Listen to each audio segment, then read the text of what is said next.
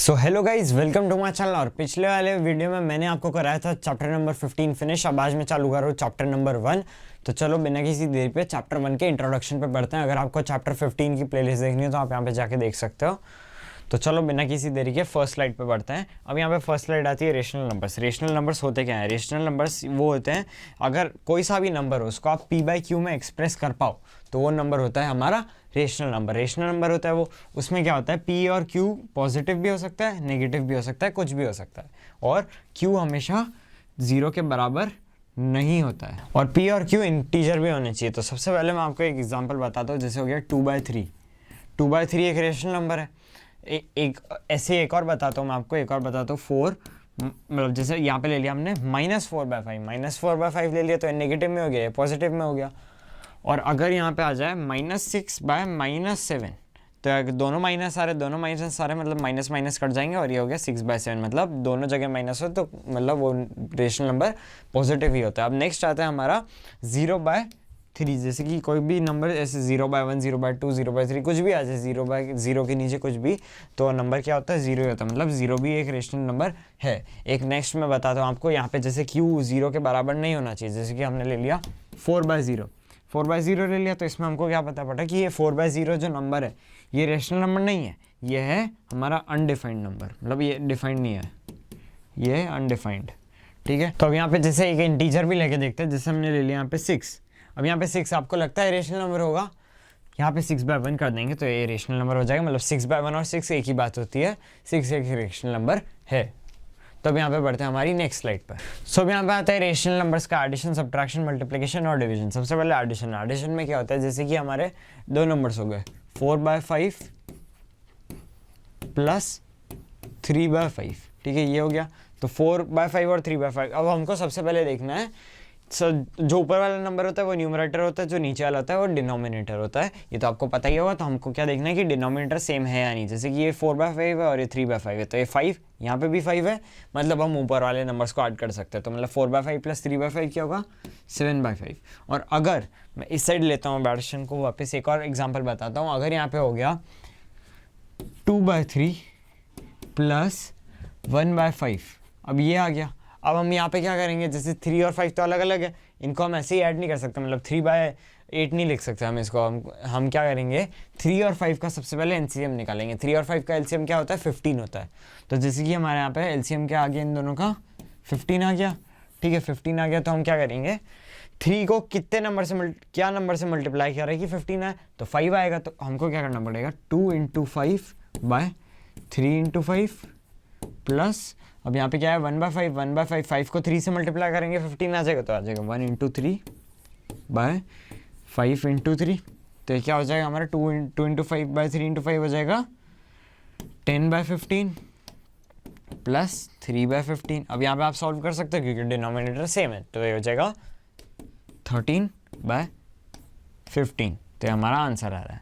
तो ऐसे हम एडिशन करते हैं। सब्ट्रैक्शन आता है नेक्स्ट। सब्ट्रैक्शन भी एडिशन जैसे सेम है, बस साइन चेंज हो जाता है और आपको ऐड की जगह सब्ट्रैक्ट करना होता है न्यूमरेटर्स को। तो अगर आप इस स्टेप को मिस भी करो, मतलब अगर आप ये नहीं लिखो 2 × 5/3 × 5 प्लस 1 × 3/5 × 3 तो भी चलेगा, मतलब ये तो मैंने बस ऐसे ही लिख दिया था। तो सब्ट्रैक्शन में मैं पर्पल कलर लेता हूँ। तो यहाँ पे सब्ट्रैक्शन में हम करेंगे 7/3 - 4/3। 7/3 - 4/3 डिनोमिनेटर सेम है, मतलब हम यहाँ पे क्या कर सकते हैं, 7 - 4 कर सकते हैं, तो यहाँ पे आ जाएगा 3/3। तब जैसे कि यहाँ पे हमारे पास क्या गया 3/3। 3/3 को हम क्या लिख सकते हैं, 1 भी लिख सकते हैं। अगर आपके पास कोई सा भी नंबर आ गया 6/6, 7/7, 3/3, 4/4, तो इसका आप 1 भी लिख सकते हो। ठीक है, अब यहाँ पे नेक्स्ट हम करते हैं सब्ट्रैक्शन में। जैसे इधर भी किया था 2/3 प्लस 1/5, वैसे हम यहाँ पे करते हैं -7 - 4। ठीक है, हमने यहाँ पे ये कर दिया -7 - 4, और यहाँ पे -7 बाय हम ले लेते हैं 4 बाय ले लेते हैं हम 3।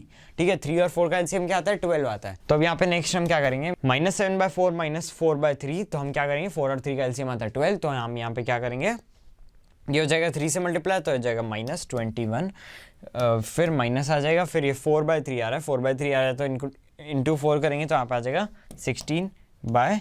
तो -21 - 16 कितना होता है, इक्वल्स टू -37/12। ठीक है, तो ये है हमारा सब्ट्रैक्शन। अब नेक्स्ट बढ़ते हैं हम मल्टीप्लिकेशन पे। मैं इसको पूरा इरेज कर देता हूँ। तो अब यहाँ पे हमारा ये मल्टीप्लिकेशन आ गया है। मल्टीप्लिकेशन मैं लिख दूंगा रेड कलर में। तो सबसे पहले मल्टीप्लिकेशन हम यहाँ पे करते हैं 6/7 इंटू 9/3 इसका, ठीक है। तो यहाँ पे 6/7 इंटू 9/3 और अब यहाँ पे आप देखोगे 9/3 दोनों 3 से डिविजिबल है, तो आप 3 को 1 कर सकते हो, 3 से डिवाइड करके और इसको 3 कर सकते हो। तो अब यहाँ पे क्या करना है हमको, सीधा सीधा जो भी सामने नंबर दिख रहे हैं 6 इंटू 3 कितना होता है 18 होता है, और 7 इंटू 1 क्या होता है 7 होता है। तो 18/7 आ रहा है इसका आंसर। अब नेक्स्ट एक और एग्जाम्पल लेके देखते हैं। एक और एग्जाम्पल हम लेंगे -3/8 ले लेते हैं इंटू 6/7 ले लेते हैं, ठीक है। अब यहाँ पे क्या करेंगे 8 और 6 कट रहे हैं, देखो दोनों 2 से डिविजिबल है, तो ये हो जाएगा 4 और ये हो जाएगा 3, ठीक है। -3 इंटू 3 कितना होता है -9 होता है। फिर 4 इंटू 7 कितना होता है 28 होता है। तो -9/28 हमारा इसका आंसर आ रहा है। अब नेक्स्ट बढ़ते हैं हमारे डिवीजन पे, ठीक है। अब डिवीजन है तो हम डिवीजन को ब्लैक कलर में ही कर देते हैं। तो यहाँ पे जिसे हमको करना है 4/3 डिवाइडेड बाय 2/5, ठीक है, ये करना है हमको। तो जब भी हम दो रेशनल नंबर्स को डिवाइड करते हैं तब जो फर्स्ट वाला रेशनल नंबर होता है उसको तो हम ऐसे ही लिख देंगे 4/3 लिख देंगे, पर यहाँ पे जो डिवाइड है वो हमारा कन्वर्ट होगा मल्टीप्लाई में। अब यहाँ पे ये कन्वर्ट तो हो रहा है, पर कन्वर्ट होगा तो कुछ ना कुछ और भी तो होगा। तो 2/5 क्या हो जाएगा 5/2 हो जाएगा, इसका रेसिप्रोकल हो जाएगा। रेसिप्रोकल क्या होता है, मतलब जैसे कोई भी नंबर p/q में तो हो जाएगा q/p, अगर उसका हम रेसिप्रोकल फाइंड करें तो। अब वैसे हम क्या करेंगे 4/3 इंटू 5/2 हो रहा है, तो हम यहाँ पे इसको सीधा सीधा सॉल्व कर देंगे। तो इसको सॉल्व करने से पहले हम यहाँ पे देखते हैं कि यहाँ पे कुछ कट रहा है नहीं। देखो 4 और 2 दोनों 2 से डिविजिबल है, तो ये हो जाएगा 1 और ये हो जाएगा 2। तो हम करेंगे 2 इंटू 5 10 आ गया, फिर 10/3 इंटू 1 3, ठीक है। 10/3 आ रहा है इसका आंसर। तो ये था हमारा डिवीजन का। सो बढ़ते हैं हमारी नेक्स्ट स्लाइड पर। तो अब यहाँ पे फर्स्ट आता है एडिटिव इनवर्स ऑफ p/q। तो p/q कोई भी सा भी रेशनल नंबर है, उसका एडिटिव इनवर्स क्या होगा, तो वो होगा -p/q। अब कैसे होता है वो मैं आपको बताता हूँ। जैसे कोई सा भी रेशनल नंबर ले लो, आप 4/3 ले लो, ठीक है। अब 4/3 में आप क्या ऐसा ऐड करोगे कि उसकी वैल्यू हो जाए 0। तो अब यहाँ पे हम क्या करेंगे 4/3, अब यहाँ पे जैसे p/q का एडिटिव इनवर्स क्या होता है -p/q, वैसे 4/3 का एडिटिव इनवर्स क्या होगा -4/3। तो अब यहाँ पे डिनोमिनेटर सेम है, 4 - 4 0 था, तो 0/3 और 0/3 क्या होता है 0 होता है। तो 0 आ गया, मतलब यही चीज़ होगी। ये कोई से भी मतलब रेशनल नंबर को उसका एडिटिव इनवर्स से ऐड करो तो फिर आंसर आ जाता है 0। तो जैसे कि यहाँ पे हमने पॉजिटिव तो ले लिया, अब एक बार नेगेटिव नंबर भी ले लेते हैं। जैसे कि आ गया -2/5। -2/5 का क्या होगा एडिटिव इनवर्स, तो मतलब इधर सबसे पहले हमारा 4/3 था, 4/3 तो हमारा पॉजिटिव में, तो उसका एडिटिव इनवर्स होगा नेगेटिव में। अगर कोई नेगेटिव नंबर है जैसे कि ये -2/5 है, तो इसका हमारा एडिटिव इनवर्स होगा पॉजिटिव में। तो -2/5 प्लस 2/5 हो जाएगा, तो इक्वल्स टू क्या हो जाएगा 0, ठीक है। अब यहाँ पे नेक्स्ट हम देखते हैं मल्टीप्लिकेटिव इनवर्स और रेसिप्रोकल ऑफ p/q। जैसे p/q एक नंबर है, ठीक है, वापस हमने ले लिया p/q एक नंबर।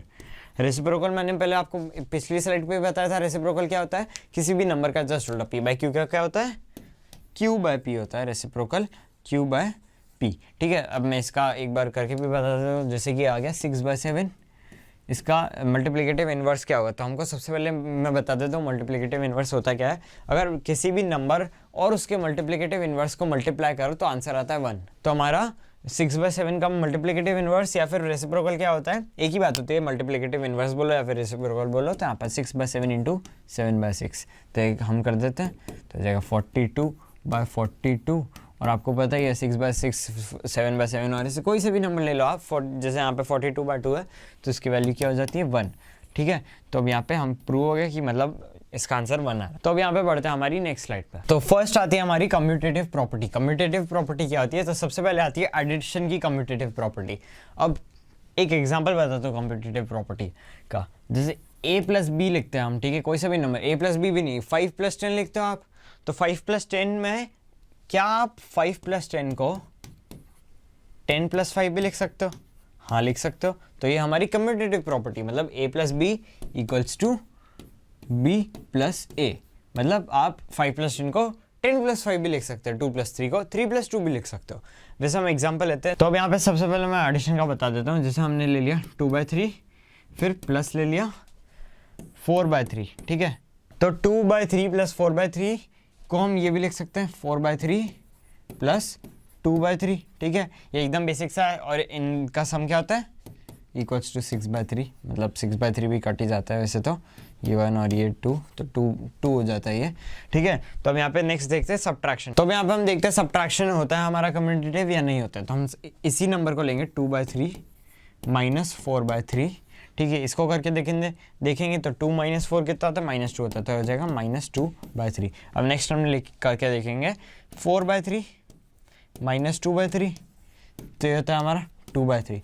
तो -2/3 डज नॉट इक्वल टू 2/3, तो मतलब सब्ट्रैक्शन हमारा कम्यूटेटिव नहीं होता है। तो हमको नेक्स्ट देखना है मल्टीप्लिकेशन। मल्टीप्लिकेशन का एग्जांपल मैं इधर दे रहा हूँ, ठीक है, और कलर चेंज कर रहा हूँ। तो मल्टीप्लिकेशन सबसे पहले हम इसी नंबर से लेते हैं सारे, ठीक है। 2/3 इंटू 4/3, ठीक है। 2/3 इंटू 4/3 कितना रहता है, 2 इंटू 4 8 और 3 इंटू 3 9, तो आ जाएगा 8/9, ठीक है। अब यहाँ पे हम क्या करेंगे, 4/3 इंटू 2/3 करेंगे, तो आ जाएगा 4/3 इंटू 2/3, ठीक है। ये भी आ जाएगा 8/9, ठीक है। तो मतलब 8/9 इक्वल्स टू 8/9, तो मतलब मल्टीप्लिकेशन हमारा कम्यूटेटिव होता है। अभी तक कौन कौन था, कम्यूटेटिव, मल्टीप्लिकेशन और एडिशन। अब बाकी सारी चीज़ें मैं इरेज कर देता हूँ। तो अब यहाँ पे हम देखते हैं डिवीजन। डिवीजन हमारा कम्यूटेटिव होता है या नहीं होता है। तो सबसे पहले हम यहाँ पे एक एग्जांपल लेके देखेंगे, यही का यही ले लेते हैं, ऐसा करते हैं 2/3 डिवाइडेड बाय 4/3, ठीक है। अब इसमें क्या होगा, अब अपन इसको लिख देंगे 2/3 इंटू 3/4, ठीक है। अब ये कट जाएगा 1, ये 1, ये 2 और ये 1, तो इक्वल्स टू कितना आ जाएगा 1/2, ठीक है। ये 1/2 आ जाएगा। अब हम इसका जस्ट उल्टा करके देखेंगे, ठीक है। ऊपर कर लेता हूँ 4/3 डिवाइडेड बाय 2/3, ठीक है। तो ये क्या हो जाएगा 4/3 इंटू 3/2, ये भी कट जाएगा, 2 से 4 कटा, ये 2 आ गया, ये 1 आ गया, ये 1 आ गया, तो क्या बचा, इक्वल्स टू 2/1। और 2/1 और 1/2 दोनों अलग होते हैं। 1/2 हाफ होता है, 2/1 2 ही होता है। तो ये हमारा डिवीजन कम्यूटेटिव नहीं है। तो कम्यूटेटिव कौन होता है, मल्टीप्लिकेशन और एडिशन। तो अब बढ़ते हैं हमारी नेक्स्ट स्लाइड पे। अब यहाँ पे नेक्स्ट आती है associative property, addition, subtraction, multiplication और डिवीजन की। तो सबसे पहले एडिशन आता है हमारा।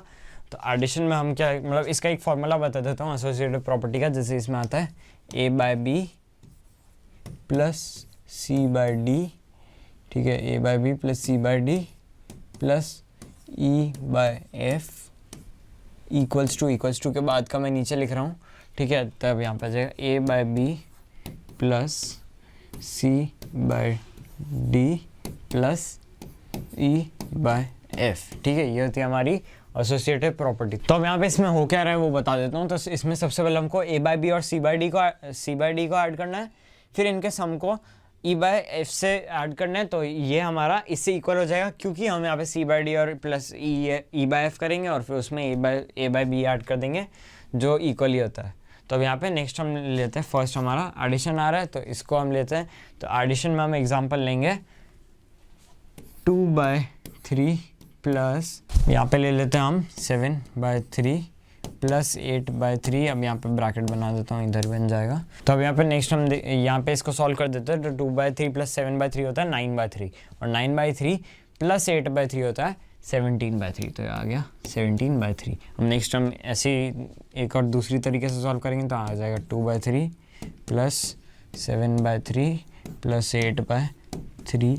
तो अब यहाँ पे कितना आ जाएगा, 7/3 प्लस 8/3 होता है 15/3, और 15/3 प्लस 2/3 होता है हमारा 17/3, ठीक है। ये हो गया हमारा, और ये हो गया इक्वल। तो हमारा जो एडिशन होता है वो एसोसिएटिव होता है, सब्ट्रैक्शन हमारा वो एसोसिएटिव नहीं होता। आप चेक करके देख सकते हो। फिर हमारा नेक्स्ट आता है मल्टीप्लिकेशन। मल्टीप्लिकेशन हमारा एसोसिएटिव होता है, मैं एक बार करके भी दिखा देता हूँ। तो यहाँ पे सेम एग्जांपल लेते हैं हम 2/3 इंटू 7/3, ठीक है, इंटू 8/3 इक्वल्स टू, यहाँ पे 2 इंटू 7 होता है 14, 14/9 हो जाएगा, 14/9 हो जाएगा। तो 14 इंटू 8 करना है हमको। तो 14 इंटू 8 होता है 112 और 9 इंटू 3 होता है 27, तो 112/27 आ जाएगा इसका आंसर। तो अब यहाँ पे इसको जस्ट फॉर्मूले के हिसाब से अलग करके लिखते हैं। तो यहाँ पर जाएगा 2/3 इंटू 7/3 इंटू 8/3, और ब्रैकेट बनेगा हमारा यहाँ पे, ठीक है। तो 7 इंटू 8 होता है 56, 56 बाय आ जाएगा 9, और 56 इंटू 2 होता है 112, और 112 बाय 27 आ जाएगा ये। तो 112 बाय 27 इक्वल्स टू 112 बाय 27। तो मल्टीप्लिकेशन भी हमारा एसोसिएटिव होता है, डिवीजन भी नहीं होता है, आप चेक करके देख सकते हो। तो अब बढ़ते हैं हमारे नेक्स्ट स्लाइड पे। तो अब यहाँ पे आता है हमारा डिस्ट्रीब्यूटिव प्रॉपर्टी। डिस्ट्रीब्यूटिव प्रॉपर्टी क्या होती है? A by B into bracket में C by D plus E by F equals to A by B into C by D plus A by B into E by F. मतलब basically होता क्या है, ये A by B जो multiply हो रहा है ना C by D plus E by F से, तो एक बार ए बाय बी मल्टीप्लाई होता है सी बाय डी से और दूसरी बार होता है ई बाय एफ से। तो ये होता है हमारा। अब सेम एग्जाम्पल, मतलब हम 2/3, 7/3 और 8/3 को लेके करते हैं इसको। 2/3 इंटू 7/3 प्लस 8/3, ठीक है। तो इसकी वैल्यू क्या आती है? 7/3 प्लस 8/3 कितना होता है? 15/3। तो अब यहाँ पे नेक्स्ट हम देखेंगे 2/3 इंटू, अब यहाँ पे 7/3 प्लस 8/3 होता है 15/3, तो यहाँ आ जाएगा 15/3, ठीक है। तो यहाँ पे 3 और 15 कट रहा है एक्चुअली 3 से डिवाइड होके, तो यहाँ आ जाएगा 5। तो यहाँ पे 2 इंटू 5 होता है 10 और 3 इंटू 1 होता है 3, तो 10/3 आ गया इसका आंसर। अब हम नेक्स्ट देखते हैं इसको जस्ट थोड़ा चेंज करके। तो अब यहाँ पे चेंज भी नहीं करना है एक्चुअली, 2/3 इंटू 7/3 करेंगे एक ब्रैकेट में, 2/3 इंटू 7/3, ठीक है। और एक ब्रैकेट में हम करेंगे प्लस, बीच में आएगा प्लस, और यहाँ पे आ जाएगा 2/3 इंटू 8/3, ठीक है। अब यहाँ पे 2/3 इंटू 7/3 हो जाएगा 14/9।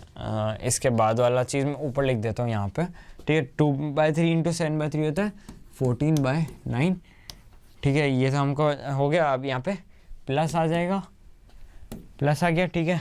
तो यहाँ पे 2/3 इंटू 8/3, 2 इंटू 8 होता है 16, 16/9 आ जाएगा, 16/9, ठीक है। 16/9, 14 प्लस 16 होता है 30, तो यहाँ पे आ जाएगा 30/9। अब 30/9 किससे? यहाँ पे आ रहा है 10/3, ठीक है, और यहाँ आ रहा है 30/9। एक्चुअली यहाँ पे 30/9 डिवाइड हो रहा है 3 से, ठीक है। तो यहाँ पे ये हो जाएगा 3 और ये हो जाएगा 10, ठीक है। 3 से डिवाइड हो गया तो 10/3 आ रहा है आंसर, तो दोनों इक्वल है।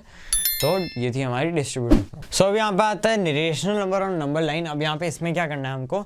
सबसे पहले यहाँ पे आ रहा है -2, -1, 0, 1, 2, ठीक है। अब यहाँ पे हम क्या करते हैं, कोई नंबर लोकेट करने का सोचते हैं, ठीक है। वो नंबर ले लेते हैं हम 2/3, ठीक है। इस नंबर को हमको इस नंबर लाइन पे लोकेट करना है। अब यहाँ पे 2/3 तो है ही नहीं, लोकेट कैसे करेंगे?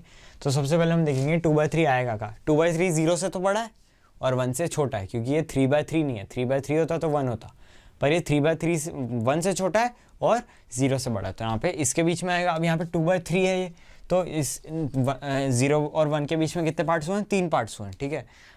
तो अब यहाँ पे हम इसके बीच में 2 और पार्ट कर देंगे, हमको 3 पार्ट चाहिए टोटल, ठीक है। अब यहाँ पे 2 पार्ट हो गया। अब यहाँ पे हम लिखेंगे क्या? जैसे कि अगर यहाँ पे 0 है, ठीक है, तो यहाँ पे हम लिख देंगे 3 पार्ट है हमारे, तो यहाँ पे जाएगा 0/3। ये क्या है हमारा? 0/3 मान सकते हैं इसको। नेक्स्ट हमारा नंबर क्या होगा अगर ये 0/3 है? 0/3 प्लस 0/3 में एक ज़्यादा कितना होगा नंबर लाइन पे? 1/3 हो जाएगा ये, तो यहाँ पे आ जाएगा 1/3। फिर नेक्स्ट में क्या आ जाएगा? 2/3, तो आ गया 2/3।